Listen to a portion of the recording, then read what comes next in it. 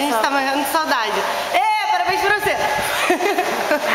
A gente fez cupcake, mentira, a gente comprou pra você, porque em sua homenagem, né? E a gente queria mostrar pra você que independente de você estar longe, estar perto, você vai estar sempre na nossa mente, no nosso coração e que você pode contar com a gente sempre, pra tudo, independente de onde você esteja, em que lugar você esteja, em que tempo que você esteja, independente de tudo, a gente vai estar aqui sempre. Porque a gente sente muito a sua falta e nesses anos todos de amizade, a gente nunca vai conseguir te esquecer. Você é uma pessoa maravilhosa, muito fofa, muito perfeitinha. E muito especial pra gente. Muito, muito, muito, demais. Por isso que a gente tá fazendo isso, porque a gente sente tanta falta de você que, tipo, sabe, não tem como sair sem pensar o que a Vicky estaria querendo fazer agora, sabe? E a gente fez isso porque a gente sabe que você queria muito fazer um aniversário, que você queria, que eu sei que a gente tivesse aí com você.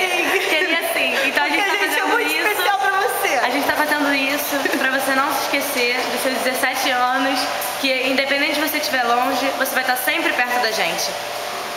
Não importa o lugar que você esteja, vai estar no nosso coraçãozinho. E a gente te ama muito. E que nossos beijos e abraços sejam levados pelo Skype. Isso aí. Então. Porque se não for levado, também eu mando pelo correio. Não tem problema. A gente manda pelo correio, não tem problema. Pelo correio. E olha só o que eu comprei pra você. Eu fui pra Alemanha, comprei no Free Shop. Pensei muito em você, amiga. Muito, muito, muito. Quando você voltar, a gente vai beber todas. Pode ser? E hoje a gente vai sair pra comemorar o seu aniversário. Mandar todo mundo Tudo bem, cantar não vai parabéns. ter você, mas a gente canta parabéns mesmo assim. Não tava na cara.